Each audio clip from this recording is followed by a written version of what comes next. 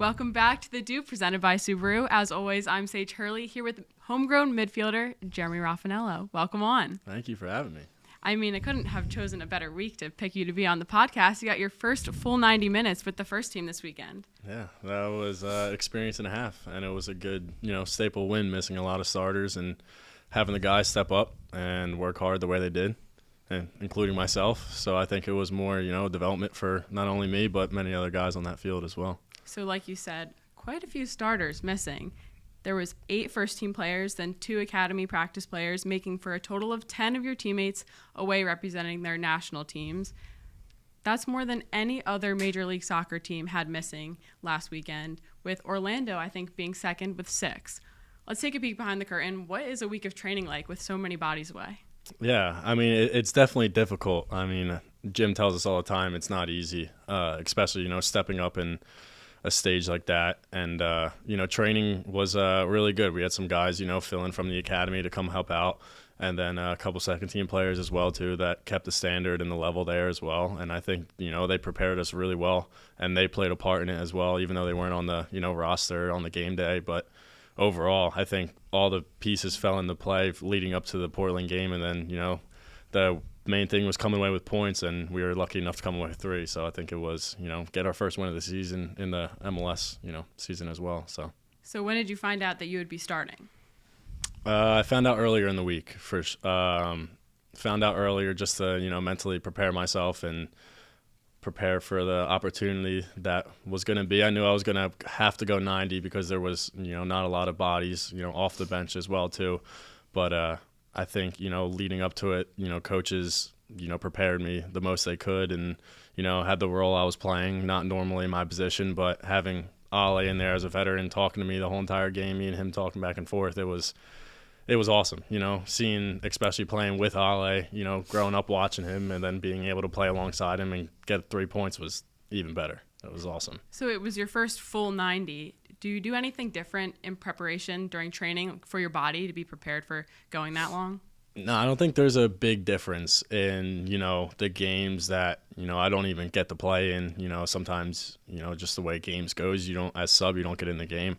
And I think there's really as a soccer player, there's no difference from, what your routine is if you were starting and playing full 90 or, not even knowing if you're going to get in the game. I think there's no really difference in when you come, to the professional level. It's just like you got to prepare as if you were going to play, even if you're a substitution or if you're even not on the roster. You still got to hold yourself accountable to, you have a role you have to do, and the next day of training is still going to be really hard. So it's like you got to prepare for whatever it may be. So you keep the routine the same, but what about mentally? I know since you found out earlier in the week, you had a little bit more time to kind of wrap your head around the role that you would be playing. Yeah.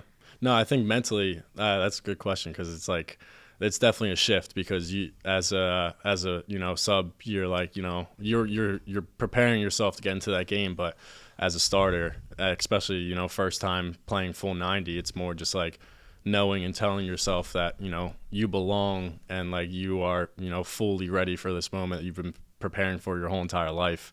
And I think it was just like you just have to run with those opportunities because you only get them once, and it's like you got to be able to show out in those sort of things. So we got a question over there. Mark. Yes, hi.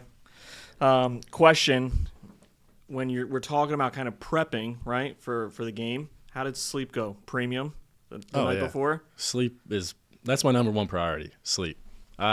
Even if it's an off day, I'm making sure I get sleep. Like whatever it may be, but even preparation to a game is like obviously you were in a hotel, so it's a bit different, but the nightly routine is still the same. Everything is the same. It's just like keeping that consistency, even though you're starting now. It's just more, like Sage said, that mentality shift more than the preparation. The preparation is always there. It's just more the mentality shift of being I'm playing. You know what I mean? Yep. Realistically, how many hours are you getting? I'll get about like 8.5, 8 every night. Sometimes like 7. That's impressive. Yeah, that's more than most people, I think. I try to. Yeah. That's more than me. How about you, Mark? That's a lot more than me. 2 kids at home at that. What are you guys up to? Yeah. Kids. Yeah, kids. Yeah, I'm not down that path yet. Hopefully soon one day. So your personal mentality, obviously, you had to take your chance when you got it. But for the team, a lot of people were counting you guys out. You went against Portland. That's a really individually talented team. But you went in there, went all the way to the West Coast, and you got the 3 points. What was the team's message to each other? No, I think it was more just with given the team and how strong Portland is as a team. I think no matter who we play in this league, even if we have seven starters, our strongest lineup, we're still going to always be counted out. We don't know what it is around the MLS or around us. There's just a stigma against Philly. I mean, everybody knows Philly's the underdog. It's Philly versus the world. In any sport it is. That's just how it goes. And I think more than not with that Portland game, it became even more prominent to the point where it was just we got to perform. We got to show out. We're from Philly. We don't take anything. It's just we know what we need to do, and we did exactly that. So you're from Delran, so you've been used to this, knowing Philadelphia is the underdog. What does it mean to be playing for Philadelphia?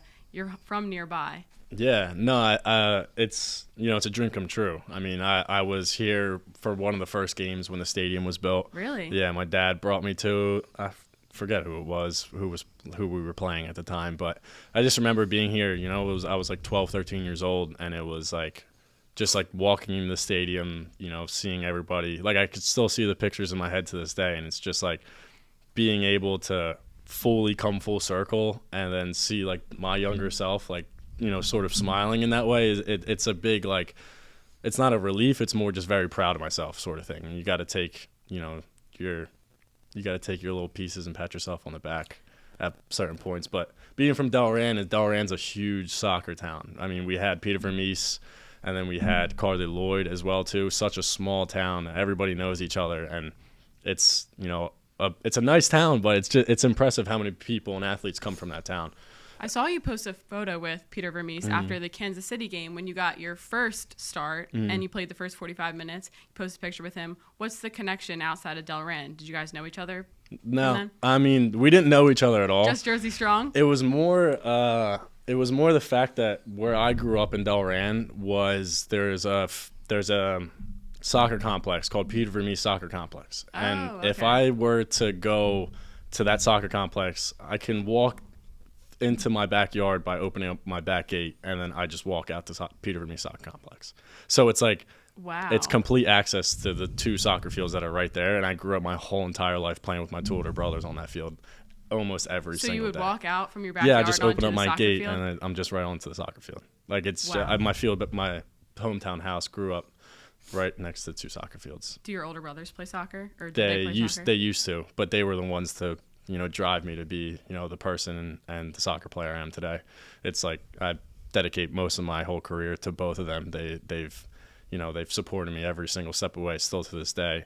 But I think, the main thing was when we would grow up is go out there and then we would just get pissed off at each other, and then someone just launch a ball 75 yards into the woods, and then I'd have to be the younger one going to go get it.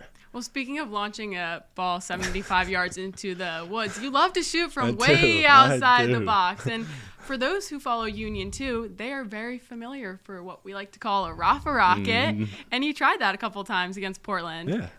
You're really comfortable from that spot because of all the minutes, I guess, with your brothers, and then for Union too, having that opportunity. You scored some pretty cool golazos last season. Yeah, no, I think it's part of my game. I take big pride in, having a really clean strike. And I know what I can do, when I'm 30 yards, 35 yards in from net, whether that be, scoring it or putting it on net to, just like Quinn to follow up. If you, watch the video back, the ball hasn't left my foot yet, and Quinn's on a full sprint to the goal because he knows it's going to hit the net. So it's more just going back to my brothers every day, we would just go out there bare feet and just shoot balls at each other. It's from 20 yards out, I'm in net, my older brother's in net, and then it's just whoever won is just off, next brother steps in, and then it just was a constant cycle, and then we'd have to come in because it was dinner or something like that, and then right after dinner, right back out there. So it's I've been more perfecting it for, I think, ever since I could walk. Was just out there on that field every day. So it was It's paid off. It's definitely paid off. Last year in the MLS Next Pro season, you were a Goal of the Year candidate I got for that. Robbed. Got absolutely robbed. That's what I'm saying. I mean, come on, like, geez. What else Are we did gonna they ever want? speak about that? Like, no one ever talks about that. We'll speak about it right now. Yeah. So clear the air. it was an insane volley. The ball was like as high in the air as it can possibly get. Comes Touch down. snow. Rafa kicks it from way outside the box. Once again, volley hits the Underside of the crossbar. the underside of the crossbar in. Insane against Toronto. Yeah. This is the craziest goal I ever scored. I feel as though the social media team should have maybe pushed it a little bit more. I think we did a lot on the social media did. part. Like, a good even point. for the Goal of the Year kind of. Cut. I mean, it was more of our fan base at the end of the day, because the Goal of the Year nomination was all fan base, and It was a St. voting. St. Louis, Right. a St. Louis 2 guy won it. Good goal, I guess.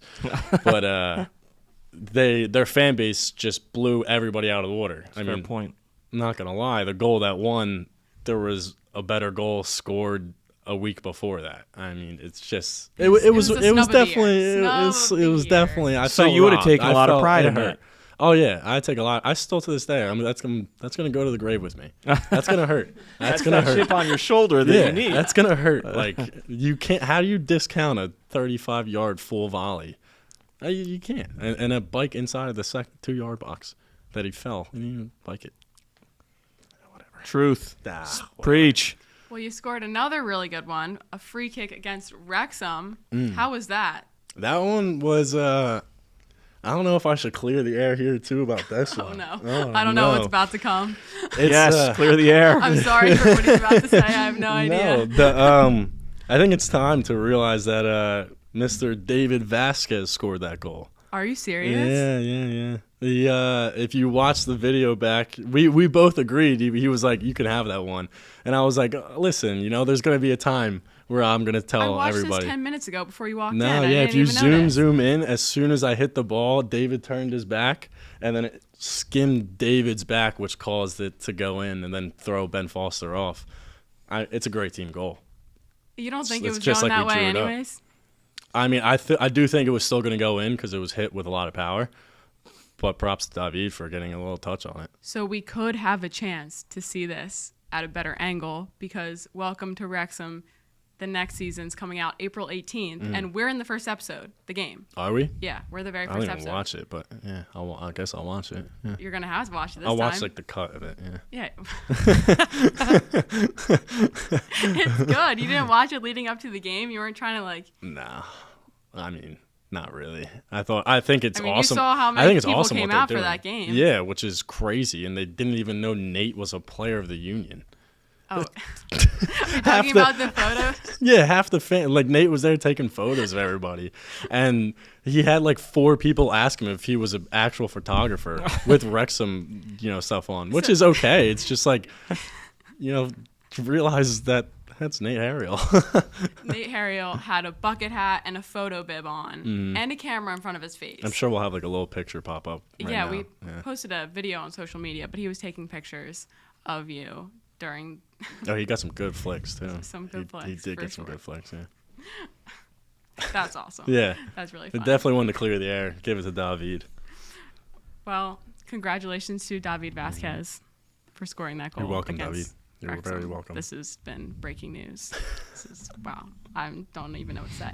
Okay, so I know we usually stray away from this soccer talk here, but I was just so excited about your start to the season. Yeah. It was really cool, and to hear your perspective on how it's been a long time coming for you. Yeah, it has been. Definitely has been. I've been around quite a bit ever since, I left the Union Academy. I found my way back home. So in that Portland game after, at the press conference, which was 12:30 a.m., your coach said this was a test. Jeremy Rafanello, he passed it. Does that build your confidence that your name could get called a lot more this summer when there is more players missing with international soccer's really busy season of tournaments? Yeah, I think it's a big, definitely getting the recognition. I think every player, I don't think we look for it as players, but it's greatly appreciative, and what what you need to do, and what you bring to the table every day, and it's nothing less of like knowing that within myself as well too. Like, with the mentality piece and the preparation and everything, you know, I just knew on the day we were going to get that 3 points. So you just had a feeling in the squad. It was just one of those things you wake up and you're just like, I'm not taking no shit today. Like, sorry, but I'm not taking no shit I today. encourage curse words, so this is good. But yeah. Wow. Yeah. And when we get back from this break, we'll talk more on who is Jeremy Rafanello when he's not on the pitch. Ooh. Is he a model? Is he a chinchilla dad? Is he a bowling pro? Uh-oh. I don't know. We'll see you back here in a few. Subaru has teamed up with the Philadelphia Union and Greater Philadelphia area Subaru retailers to make a difference in our community and at Subaru Park. Together, we've helped hundreds of pets get adopted at the stadium. At Subaru Park, we've grown and donated thousands of servings of fresh organic produce to area food banks and helped give kids in our community access to the game they love. Together, Subaru and the Philadelphia Union are making a difference. Subaru, more than a car company. For everyone watching, this podcast was supposed to feature Rafa's chinchilla. Would you like to tell us why we are missing our guest of honor? I'm really disappointed. No, I know. There was a lot of people I disappointed, but we're still in training, me and his name's Nuke. Short for nucleus. What does chinchilla training entail? Well, it's just like you got to train an animal. Like, you know what I mean? You got to get him to trust you and stuff like that. We're still gaining it because he's still classified as like a rodent. So, like, it's not very easy to Does he train. get out of rodent classification after you've trained him, or how does that work? No, he's always classified as a rodent. But he's the cutest little rodent. But, no, I wanted to bring him, but I was too scared of temperature fluctuation because they're very sensitive to temperature. Really? And, yeah, if it goes below, I think 55, or if it goes above, like, 80 or 75, they start, He would have struggled in here then because it's hot. Yeah, he would definitely would have struggled in here. But are you very attentive to this thermostat? And you just bought a house, right? Oh yeah, I make sure thank you. Yeah, renting. Oh, someone told me you bought it. No, renting, but it's okay. I appreciate it though. but yeah, no. I tell my roommates that they can't touch the thermostat. It just stays at 70. They can't touch it, and there's nothing else. And like we can't, because if the temperature or the thermostat just stops one day, I don't know what could happen. I mean, I know what could happen. I just don't want to. I just don't really want to say it. I don't want to lose my buddy. This chinchilla, I know there's something about a dust bath. Oh yeah, the dust bath. That's how he cleans himself. He's so furry. Like he can't. He can't get wet because he is. So I think it's for every one human hair follicle, he has 50. So he's a very, very furry animal, and he can't get wet, like, at all. And supposedly, and when they're in nature, they bathe in volcanic ash. What on earth is going on yeah. here? Do you have a chinchilla, book that you're reading right now? No. I just did a bunch of research before I got my chinchilla. A very responsible pet owner. Yeah. Where do you get a chinchilla from? You can get it at a pet store. Oh. Yeah. I mean, not like PetSmart and stuff. I paid a little extra because he was raised by humans. And when they're raised by humans, they're easier to train because they're not, super skittish. And he was, brought up by humans as a little baby. You didn't think a dog or a cat was the way to go? I just think it was not enough for, a dog would be a lot for the lifestyle we live. That's a good point. So it's and my mom already has a dog. And I was fully there. I wanted a dog and everything, but I had to talk to the other people who were going to take care of my dog when I wasn't there. And they weren't really up for the challenge. It didn't really work out. No. Did they know that there was needed to be temperature control for the chinchilla? Well, he's got seems like a big he's got asking. a big cage. So I don't have to let him out of the cage when I leave. Just my roommate has to change his food. But when I'm with him, no, he's got his own little designated area that I bring him out of the cage at night because he's nocturnal as well too. Wow. And Nadia in the front office wants to know if you have a leash for this. I do, but I've never tried to try it on. I've never tried yet. I need to try. I do have a leash for him, though. Okay. It's like a harness, and you strap him up, and then... What does a chinchilla eat?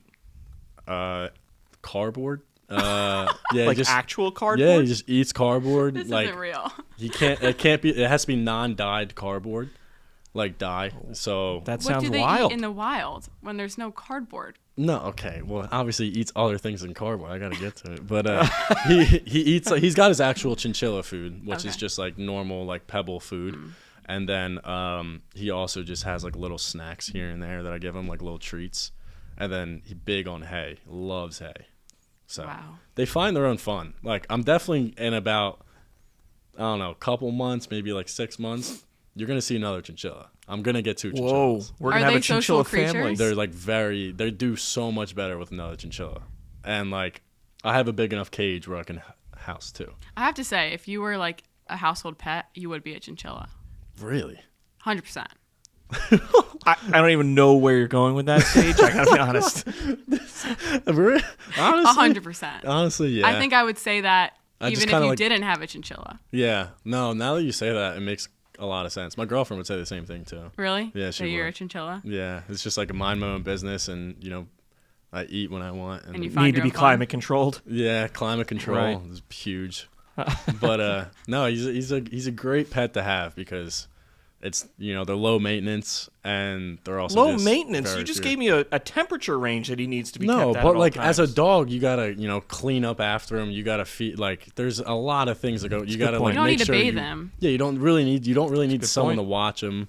Oh, the dust bath is awesome. He's just like rolls around in a little like sanitized dust, and there's like a little bucket, and I put the bucket in front of him, and he gets so excited.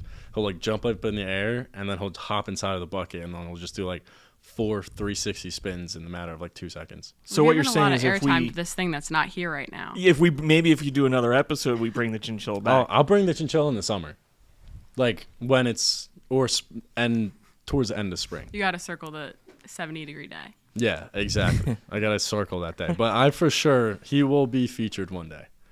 We don't know when. I'll believe it when I see it. Yeah. So speaking of making your own fun, you and the homegrowns and Chris Donovan like to bowl. We do.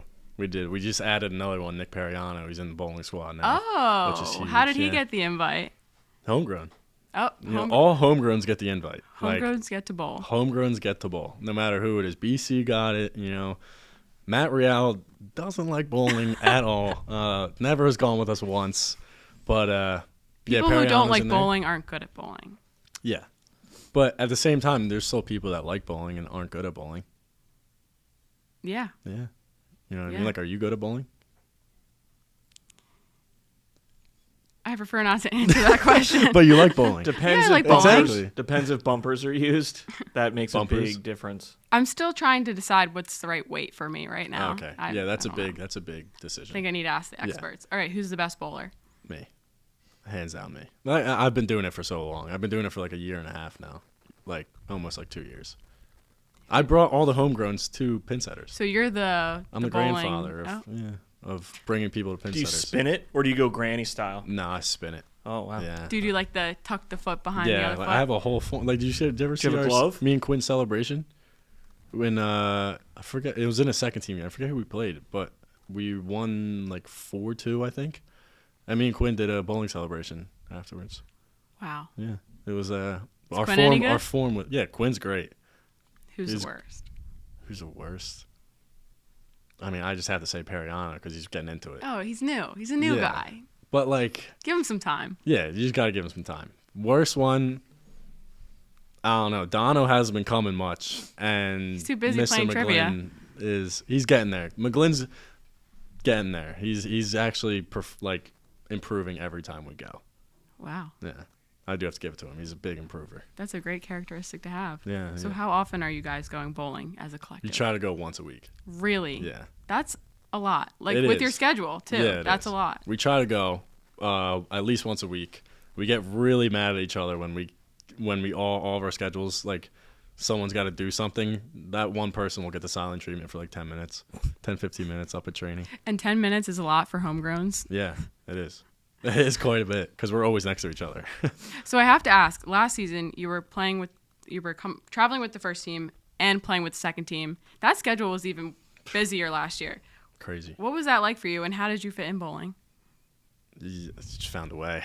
But no, I mean, it was a crazy schedule last year. I mean, I wasn't getting my schedule. I was getting my schedule sent to me the day before I even knew what I had to do. Like, there would be days where, which is more than okay, and it's those sacrifices you have to make.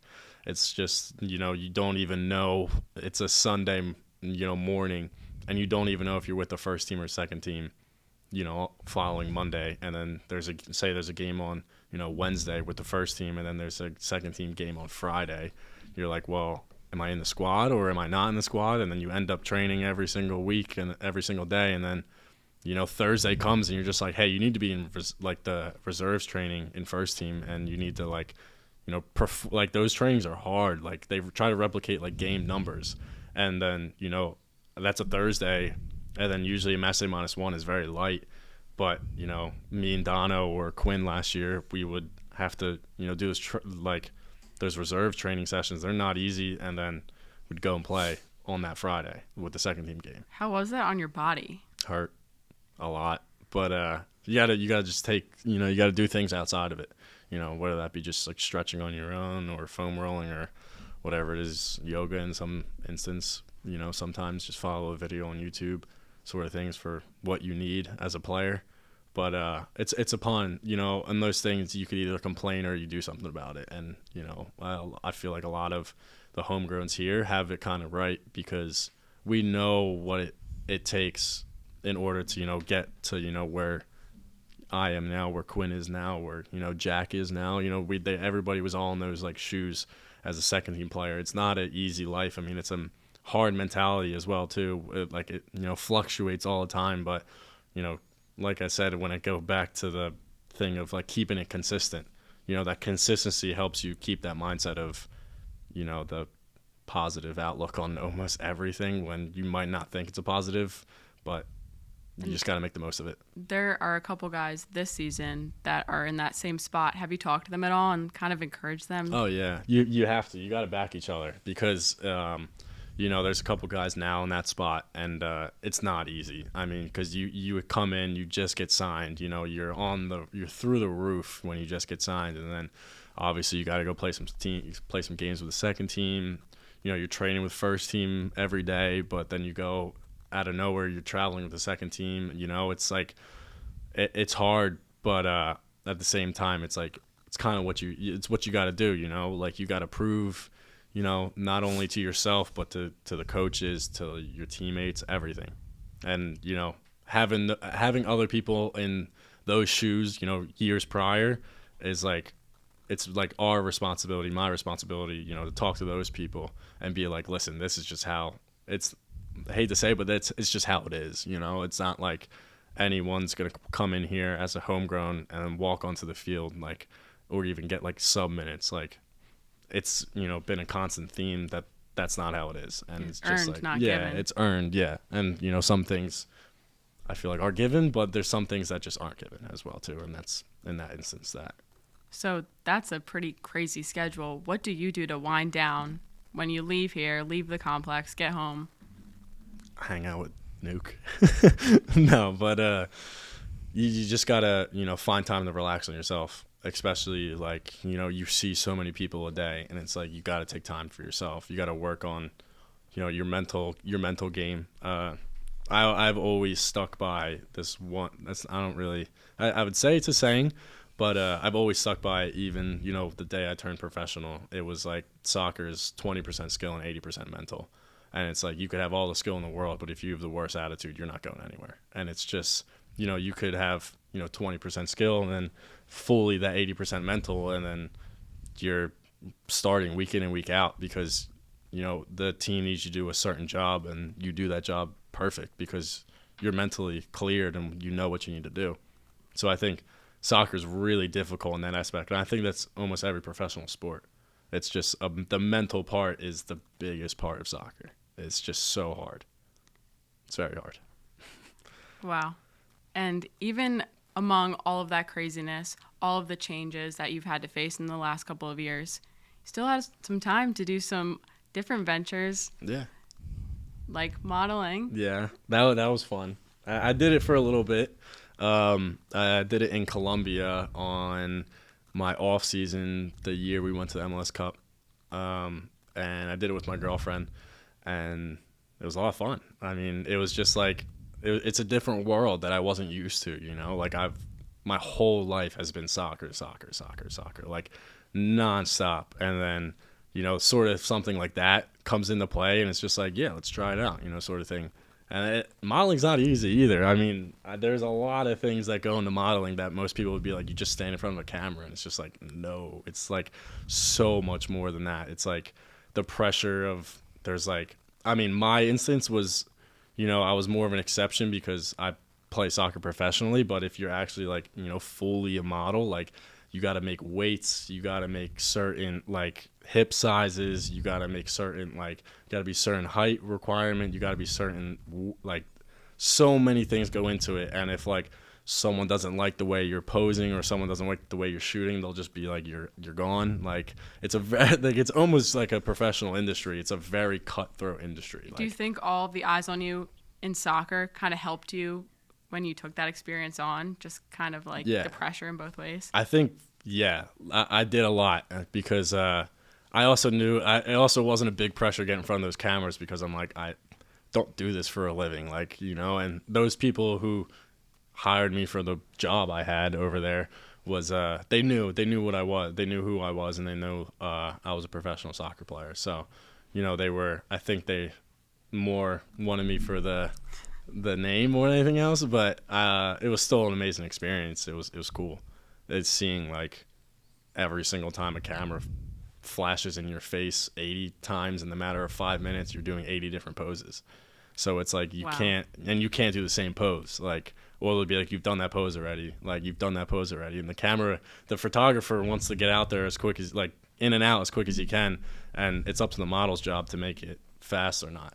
Like, for instance, my girlfriend's been a model for I don't know how many years now, but she's just like, she knows what she's doing. Like she gave you some pointers then? Yeah, oh absolutely. We were in our little Airbnb, and she was teaching me how to like walk. She was teaching me how to pose, like everything. Really? I had to. I didn't want to go in there empty-handed. I didn't want to go in there blind. Like I needed to know stuff. Wow. Have you ever seen Zoolander, the movie? No, I've heard of it though. You should watch it. Yeah. He's a male model. It's Ben Stiller. With? Ben Stiller. Ben Stiller. Will Ferrell's in it. Yeah, it's a good movie. It's a funny movie, right? Yeah, very funny. Yeah. So when you're walking in on a game day with your fit, do you use some of those modeling techniques from your girlfriend, from your experience, to pose for our photographer, Kim Aarons? Shout out, Kim. I don't think... I feel like you do. Like you always have that like game face. Yeah. Like I feel like it's more like a... Yeah, if there's a, you know, I feel good in my fit, you know what I mean? Like pulling up to game day, I'll stop for a second and, you know, do a little pose, but it wouldn't be a pose like you would do in a modeling scene. Because they make just you totally blew up your spot. But they make you do like bizarre, like not bizarre, like, but they make more you artistic. Yeah, more artistic stuff, you know, like as of, you know, you're like leaning back in your chair, or like you're doing something where it's like something like that.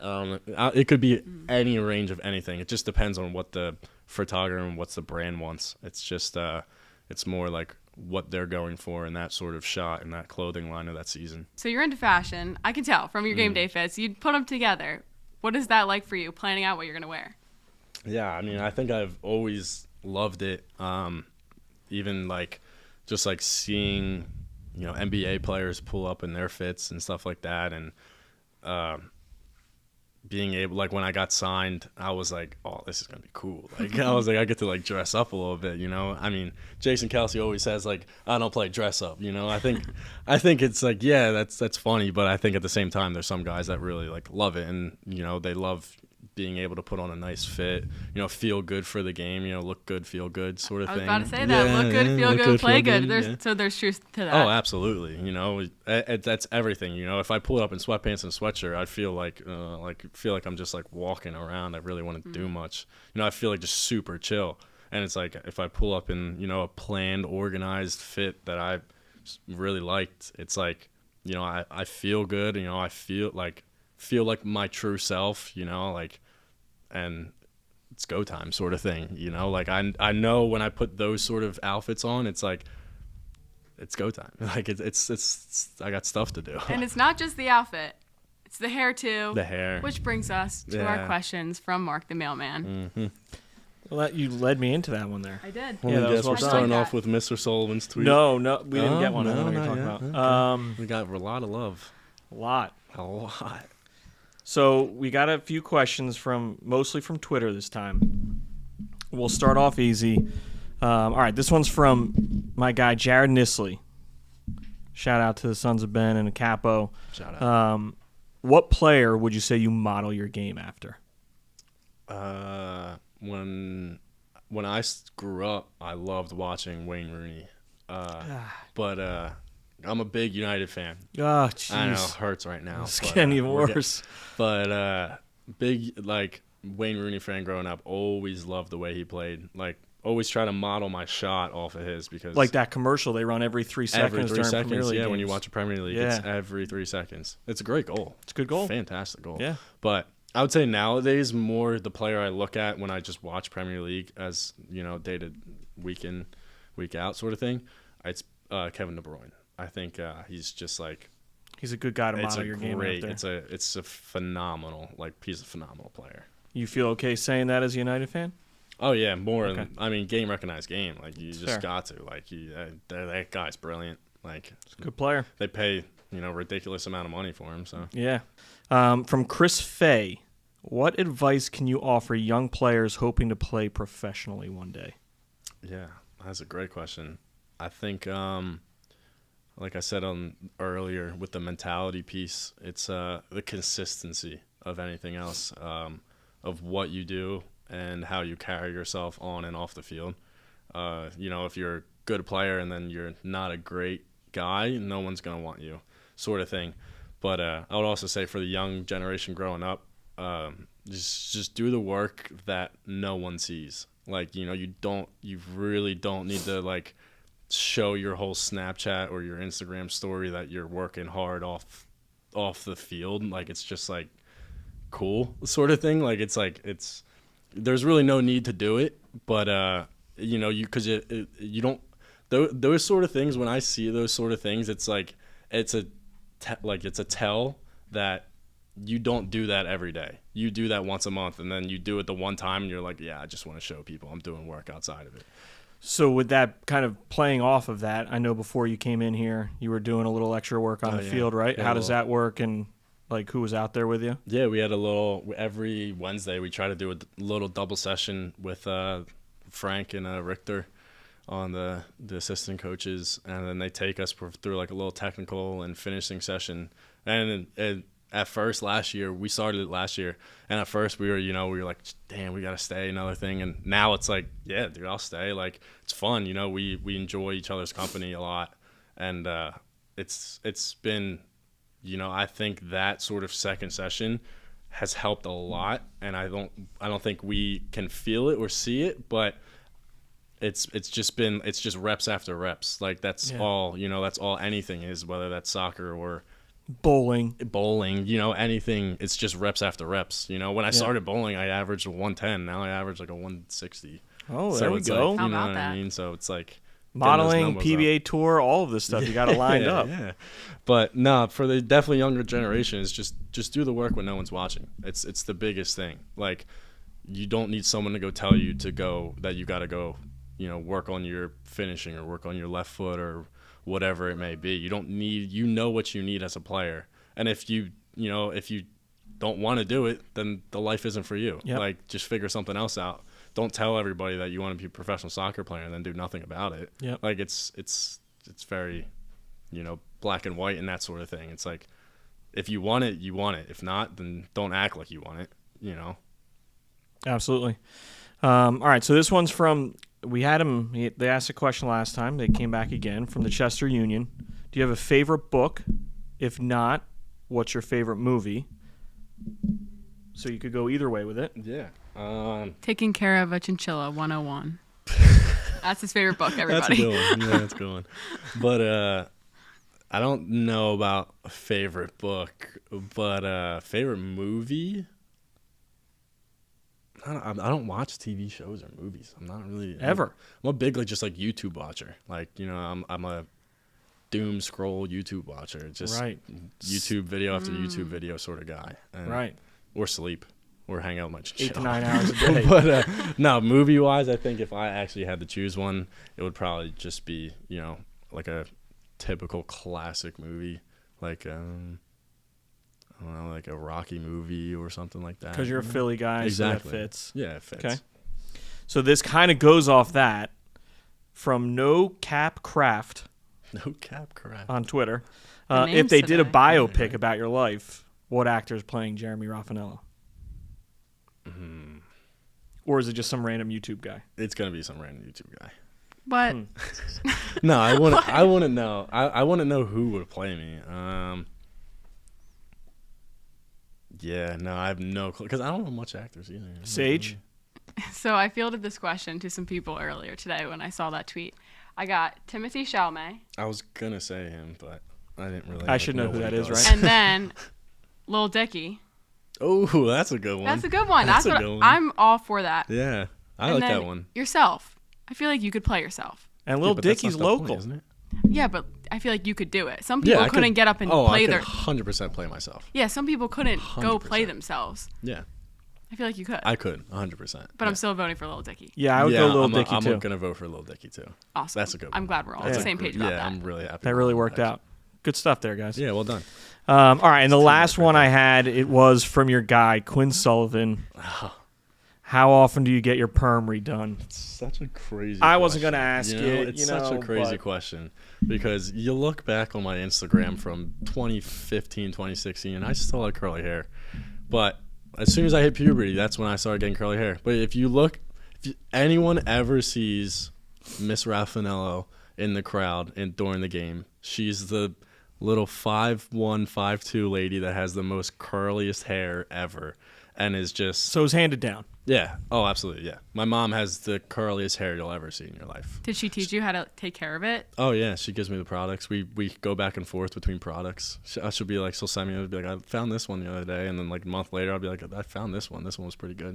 And she'll be like, oh yeah, I really like The that people one. want to know what your curl routine is. I have my curling product over there if you want to bring it out. Do you actually? Bring it out. Where is it? It's in my Bring it bag. out. Oh. See, we did have the props. people are gonna love this. Yeah, swing the bag on over here. Dylan.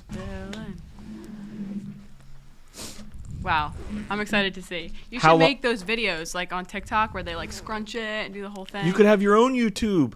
I could. This seems like But I- like a partnership you know. waiting to happen. With you Yes. and the- Yes. and the I would curls. love to have a Miss Jessie's honey curls. Miss Jessie's This is- honey this curls. is exactly what it is. Yeah. This is my And bread it and keeps butter. they keep them They keep them together when course. you're running around for You know what I 90 mean? minutes. Yeah, I was gonna say this is the best product to like run around in. I would say, like, because it keeps it like tight. Like if you felt my hair, it's very crunchy, sort of thing. Like it keeps it like a wet look, sort of thing. I love that we're talking about. We curls. are getting into the weeds here. You'd be surprised, but at least like 3 or 4 questions responding to the tweet were about your curls. Was about the curls. Yeah. Yeah, and I think everybody, thinks that I have a perm, but I'm not an imposter, and I would never do that.